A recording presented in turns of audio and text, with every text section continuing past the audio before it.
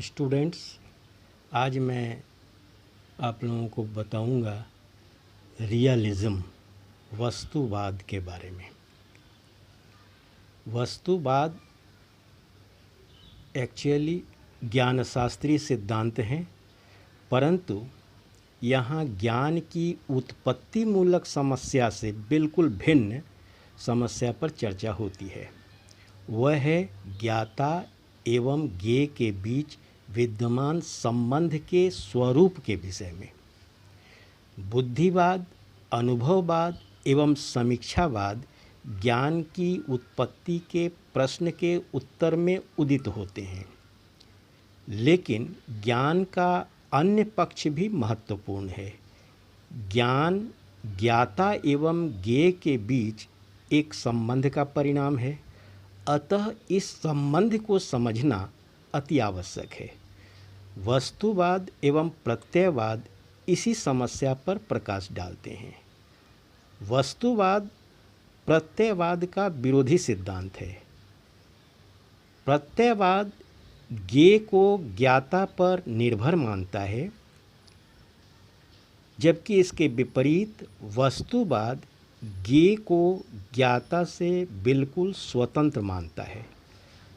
वस्तुवाद दार्शनिक विचार होने के बावजूद साधारण एवं लोकप्रिय वस्तुवाद से बहुत मिलता जुलता है, फिर भी बौद्धिक आधार पर स्थापित होने के कारण स्वरूप में अंतर हो जाता है।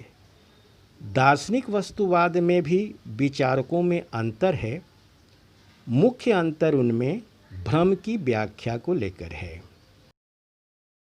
उपर्युक्त चर्चा के उपरांत हमें वस्तुवाद की कुछ सामान्य विशेषताएं स्पष्ट होती हैं।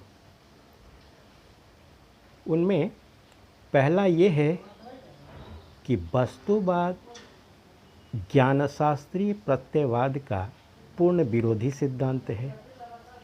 इसके अनुसार वस्तुओं का अस्तित्व ज्ञाता को जानने की क्रिया पर निर्भर नहीं करता।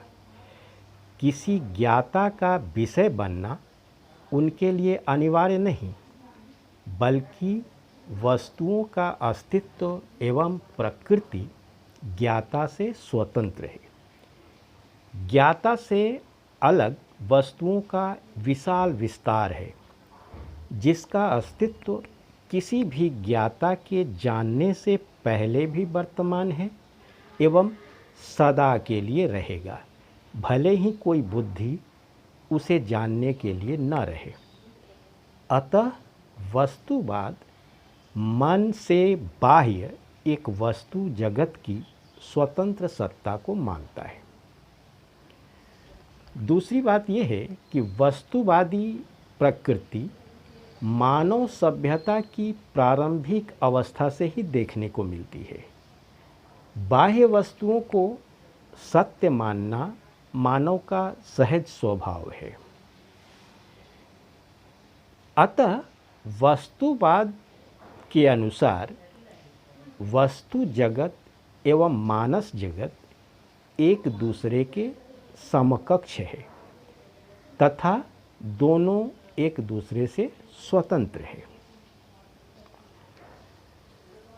चौथी बात यह है कि मन वस्तु से स्वभाव एवं कार्य में भिन्न है, फिर भी इस प्रकार निर्मित है कि यह वस्तु की प्रतिलिपि तैयार कर लेता है, जिससे ज्ञान का निर्माण होता है।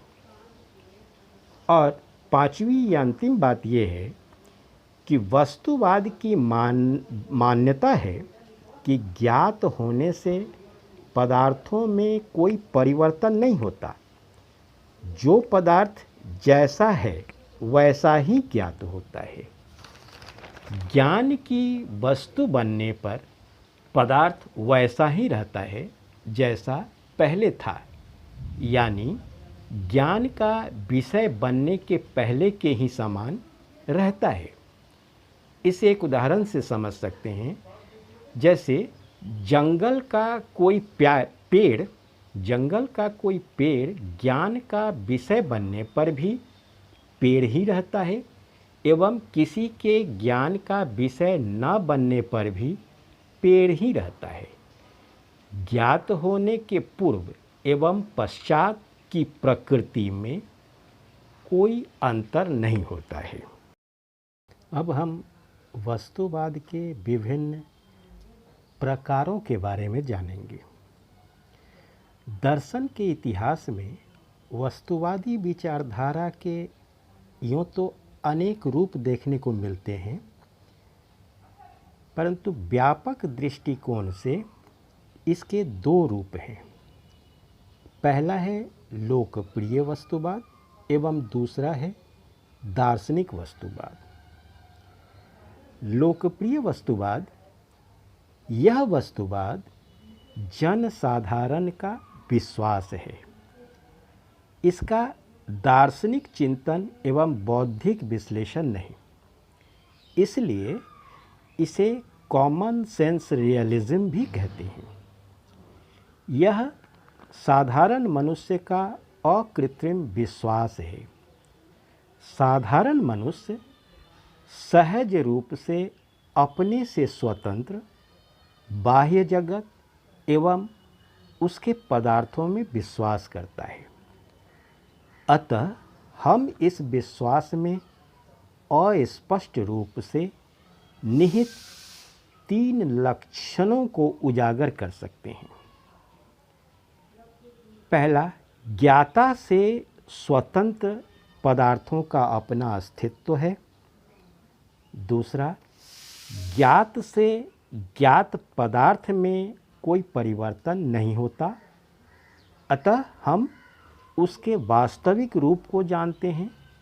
और तीसरा, यह ज्ञान साक्षात रूप से यानी प्रत्यक्ष रूप से होता है, यानी ज्ञाता एवं ज्ञेय के बीच कोई मध्यस्थ नहीं होता है।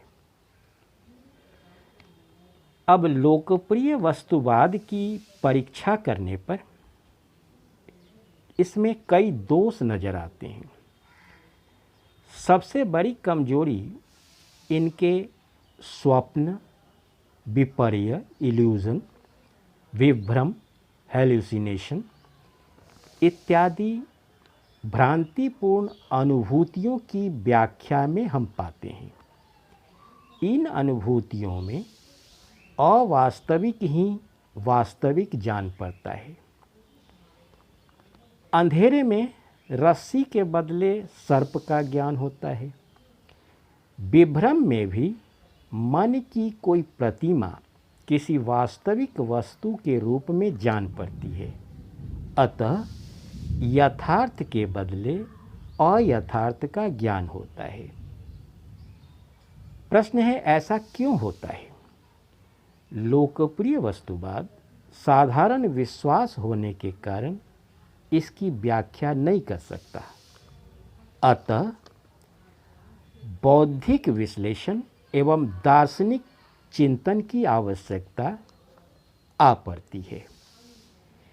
इसी पर आधारित वस्तुवाद दार्शनिक वस्तुवाद कहलाता है, जो इन कठिनाइयों को सुलझाने का प्रयास करता है।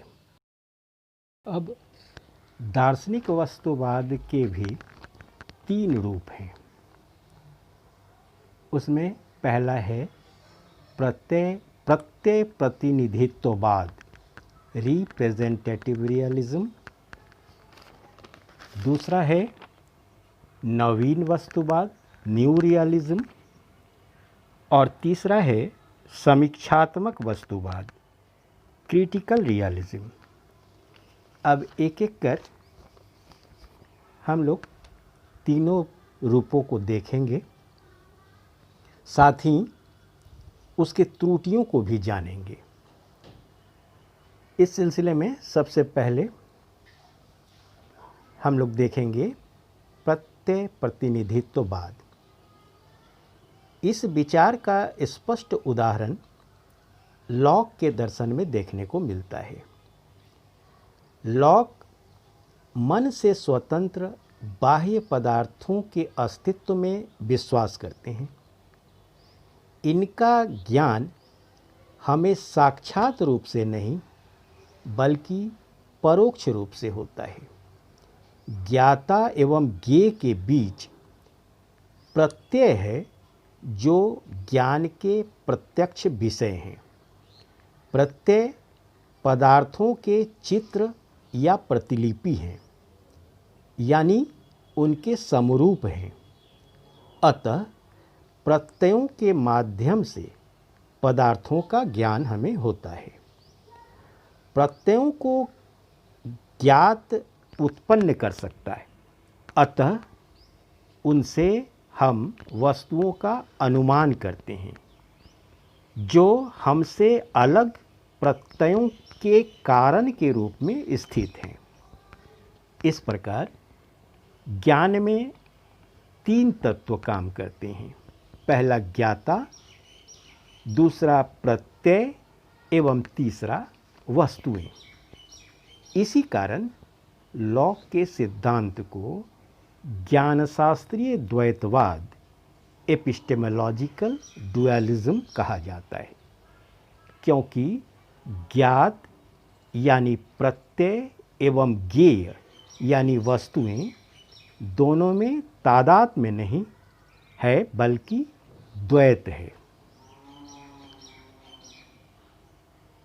चूँकि दार्शनिक वस्तुवाद होने के नाते भ्रम की व्याख्या भी इन्हें करनी है। इनके अनुसार प्रत्यय वस्तुएं के चित्र प्रस्तुत करते हैं, अतः जो प्रत्यय यथार्थ चित्र प्रस्तुत करते हैं वे सत्य ज्ञान देते हैं। जो यथार्थ चित्र नहीं प्रस्तुत करते वे असत्य ज्ञान देते हैं। भ्रांति का कारण भी यही है कि जो प्रत्यय मन में रहता है वह बाहरी वस्तु के समरूप या उसका यथार्थ चित्र नहीं होता है। रस्सी एवं सर्प के भ्रम में मन के अंदर सर्प का प्रत्यय है, किंतु वस्तुतः वह रस्सी ही रहता है। अब प्रत्यय प्रतिनिधित्ववाद की कुछ त्रुटियां भी हैं जो इस प्रकार हैं।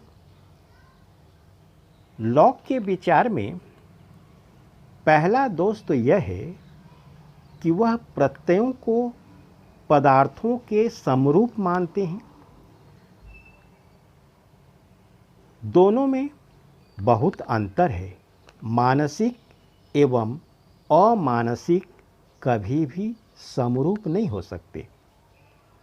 फिर यदि दोनों को समरूप मान भी लें तो यह ज्ञान कैसे संभव होगा?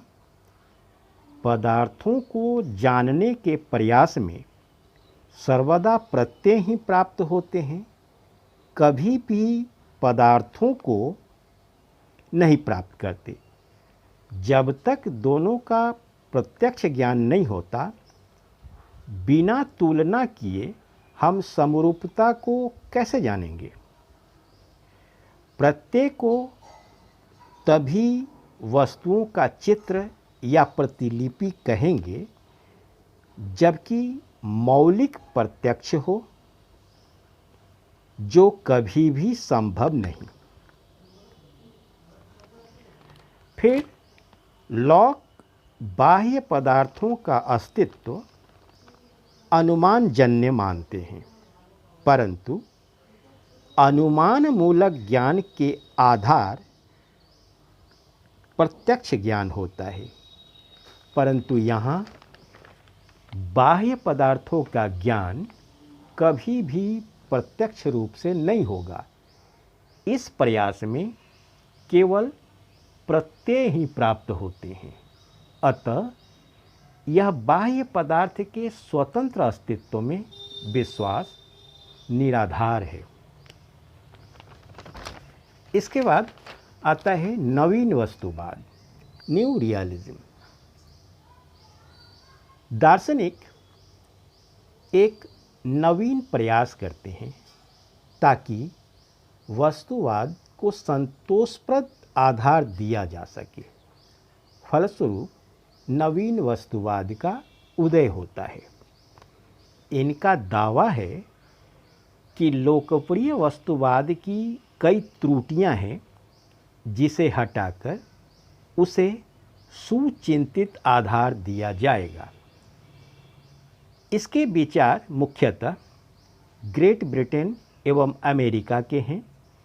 इनमें मूर,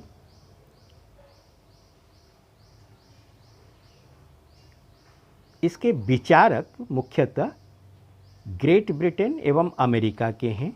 इनमें मूर, रसेल, होल्ट, पेरी आदि प्रमुख विचारक हैं।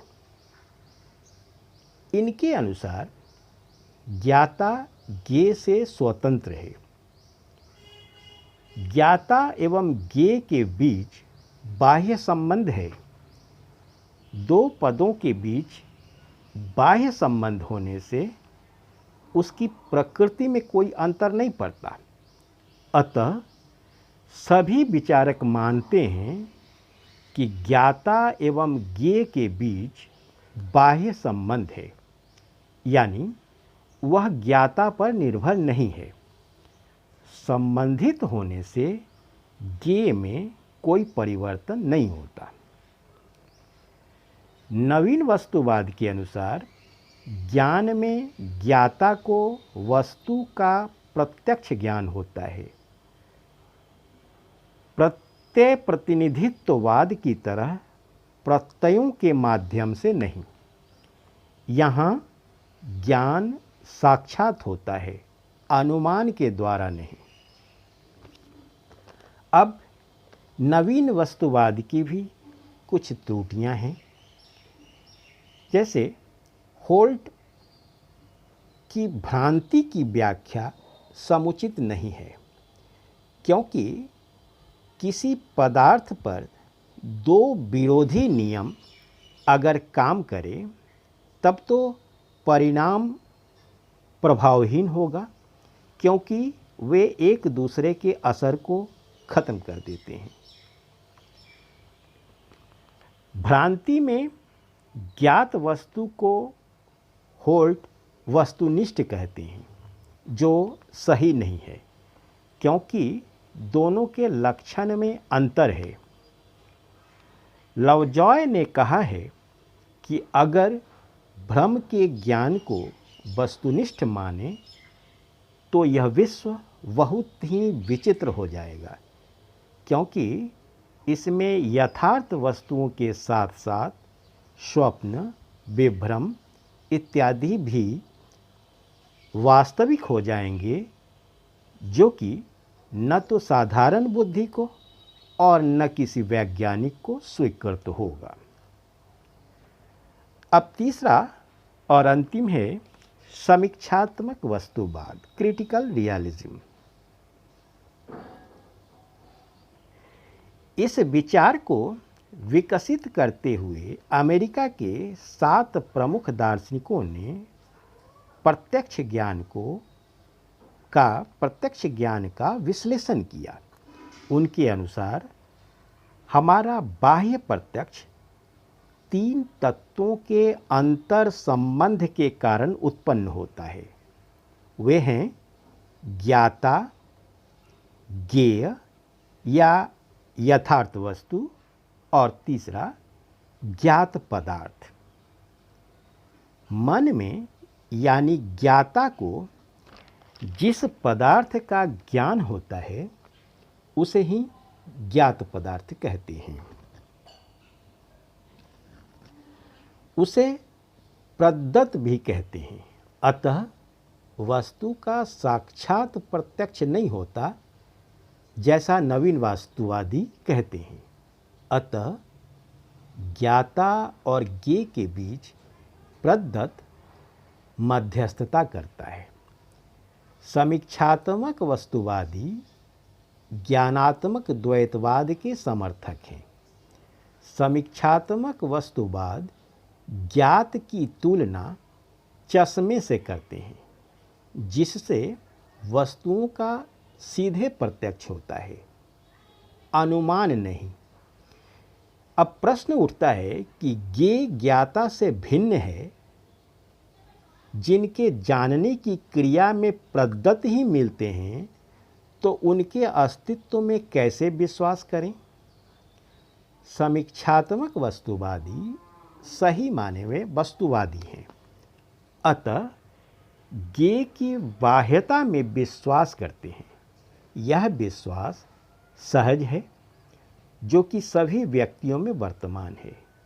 दूसरा, इस विश्वास के अनुसार कार्य करने पर हमें सफलता मिलती है, जो कि इस विश्वास को पुष्ट करती है। भ्रांति की व्याख्या ये विचारक आसानी से कर लेते हैं। प्रदत्तों के ज्ञेय के अनुरूप होने पर सत्य ज्ञान होता है और अनुरूप न होने पर भ्रांति होती है। सर्प एवं रस्सी के भ्रम में प्रदत्त सर्प है, मगर ज्ञेय रस्सी है। समीक्षात्मक वस्तुवाद की भी कुछ त्रुटियां हैं। इनके अनुसार हम प्रदत्तों को, जिसकी तुलना चश्मे से की गई है, नहीं देखते, बल्कि उसके माध्यम से वस्तुओं को देखते हैं। तब तो प्रदत्तों का मानना असंभव है। उस स्थिति में यह नवीन वस्तुवाद के समान ही हो जाएगा। उनका यह विचार कि ज्ञान में हमेशा प्रदत्त ही प्राप्त होते हैं, वस्तु नहीं, तब तो बाह्य वस्तुओं को मानना गलत होगा। चश्मे के माध्यम से हम बाह्य वस्तुओं को देखते हैं, मगर उन्हें हटाने पर भी वस्तुओं को देखते हैं, मगर प्रदत्तों के बिना कभी भी वस्तुओं को देख नहीं पाएंगे। अतः इनका वस्तुवाद थोड़ा ढीला पड़ जाता है। भ्रांति की व्याख्या भी इनके पास युक्तिपूर्ण समाधान नहीं है। प्रदत्तों के वस्तु के अनुरूप होने से सत्य ज्ञान एवं अनुरूप नहीं होने से असत्य ज्ञान होता है। प्रश्न होता है कि सभी प्रदत्त तो यथार्थ वस्तुओं से आते हैं, तो क्यों कुछ में अनुरूपता है एवं कुछ में नहीं? इस प्रकार उपरोक्त विशद विवेचन से हम इस निष्कर्ष पर आते हैं कि आत्मनिष्ठ प्रत्ययवाद की तुलना में यह विचार साधारण जनता को ज़्यादा आकर्षित करता है। फिर भी कुछ मुद्दों पर असफल भी है, जैसे भ्रांति की व्याख्या में यह विचार बहुत सफल नहीं है। धन्यवाद।